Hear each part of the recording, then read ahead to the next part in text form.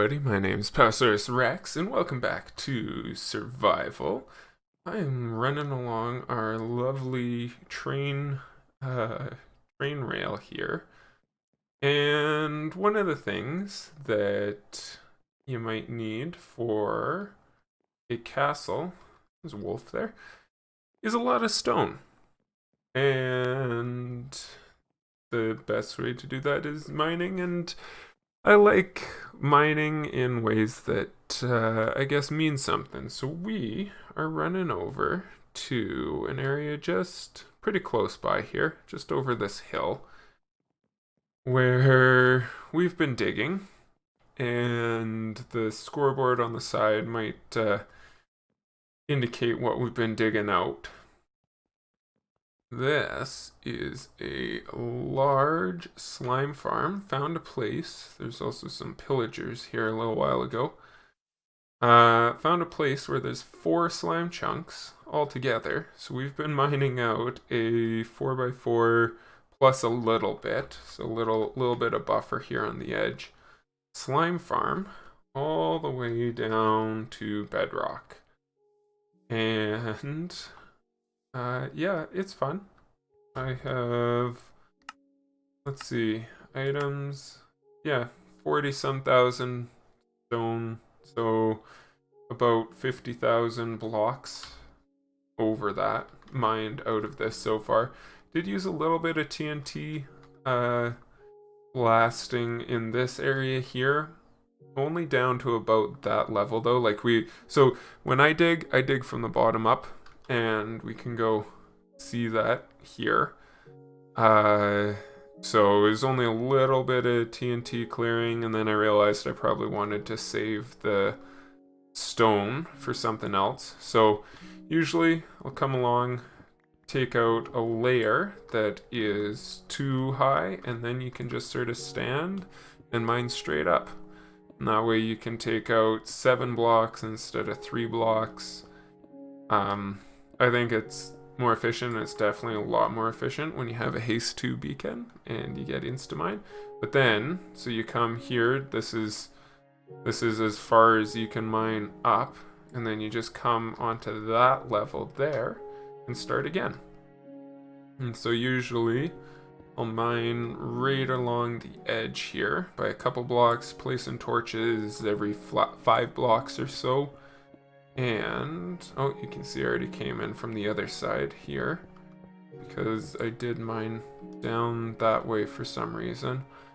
Yeah, and then just go around the edge and clear out the middle and then mine straight up. Best way to collect blocks, I've found. And then we're building just a passive slime farm, which we can, yeah, get down here. So we have 1, 2, 3, 4, 5, 6, 7. So that'll be the last layer there. Just slimes will eventually jump off and into here. Might put up some iron golems, but so far it's working real well. If ever we're standing here, and just for now, each of the 4 corners has a collection. I did make a couple paths here. You can see these 2 paths go all the way around. Eventually this one might be a water stream that goes and collects everything from around it. And then, yeah, just a water elevator up and down here, because those are super easy since 115. Waterlogged chest here. Break all your fall damage and just allow easy movement, and then a couple glass panes to hold back soul sand. Bubble column. Bring us all the way up, and it's already nighttime. But yeah, we have a couple blocks so far. Been smelting a bunch of smooth stone here to make those platforms, because that's a relatively new thing for me, is the smelting of smooth stone. But it is going well, because you used to just be able to craft the smooth stone slabs with regular stone. But yeah, we'll get to there, and there's just a little bit more to go, and then clear out this last little chunk of stone here, and this will be pretty much done. So, we're gonna start mining away at this for now. And let's see, yeah, so just start at whatever the deepest you want, and you can see the torches on the wall where our stairs came down along the edge here. And then, yeah, we just brought up a chest of, started out with iron pickaxes. Statistics. I'm used. Yeah, started out with iron pickaxes, but definitely switched over to diamond as soon as possible. And managed to get a couple. We can go, actually let's go this way and check out our enchanting setup. Just sort of temporary stuff. It up in here? Yeah. Go up in here. Build this wall back up as we go. Alright, there. A lava lake. Managed to find a zombie spawner in here. And so I moved an enchanting table and bookshelves over here. Zombies just fall down and then you can get their XP from there. And again, just a water elevator down and up over here. Grindstone to take the enchantments off of all the zombie armor before I throw it in that lava pond. Yeah, so far, really good. This is my brother here has been working on our train stations, wanted to build a train track to and from where our houses were all the way to over here, getting a little tired of running back and forth. And then just a simple garden that's sort of all this stuff. There's some sugarcane in the background over there, passively generating because we were spending so much time here. Might as well grow some crops and collect some stuff. And then yes, we did go to the Nether because I needed quartz for quartz for observers for the flying machines. But still haven't found a stronghold yet. That's on my list. Well, we finished off all the bottom and got all these layers built up here. So we got sort of the, call it most efficient, not the maximum slime, just most slime per effort, I guess, going down there. And we are almost done with this last layer. Just got to take out a couple more walls here down the middle and then work my way through all of these. And they go pretty easy, and it's nice when you can see the sky out the top of them. I'll finish this off, and then there's just maybe 1 block or 2 blocks in some places. Like here, where I can't quite reach right now, but should clean up easy once I get up there. Well, there's a hole. I got it all dug out. Got it all dug out. A question for you guys, I guess. Do you enjoy watching people dig stuff out? Because mining is probably one of my favorite things. Oh, I also put a bunch of, we'll just jump down here, bunch of magma blocks in everywhere. Ice underneath these pressure plates here. That way the slimes get damaged faster and die faster. We're going all the way up to the top. Do you guys enjoy watching people dig things in Minecraft? I know it's not quite the same as building big things, but it's something that I really enjoy, is just digging, mining. That's probably one of my favorite parts of Minecraft, is the mining. But we are going to, yeah, that looks like it's at the right level, right? Because that's 1 up. Yeah, I'll link the Nimbom tutorial in the description. But if we put in some string, and of course we can't quite reach that. That looks like it's too low. That guy there, yeah. Put in some string. This increases the spawnable area, I think, of what we got going on here. And of course, I severely underestimated by a quarter, forgot to multiply by 4, how much string I needed. So this is, or was going to be a mine shaft here because it came down into this mine shaft. Found a couple spider spawners and sort of, oh, you're a skeleton. You're not a spider. Okay, there you go. Thorns 3 on my chest plate. That's what got him. There's the arrow sticking in my arm. But yeah, just sort of converted the front of this guy into a little spider farm. I go through a lot of food here because I am not good at dodging the poison. And yeah, see, like even standing back here, they can still get ya. Because we're gonna need a few bit more string, a couple more stacks of string, I decided I'm gonna turn this into a little bit more efficient of a spider farm, rather than just letting the spiders see me and come and try to get me. I had wall fence post wall, which is great because I can walk through it, sometimes, barely, but the spiders can't fit through it, so good for a little setup. But I'm gonna turn this into more of a spider farm, with air quotes. And I did some testing in a creative world, and this is sort of what I came up with.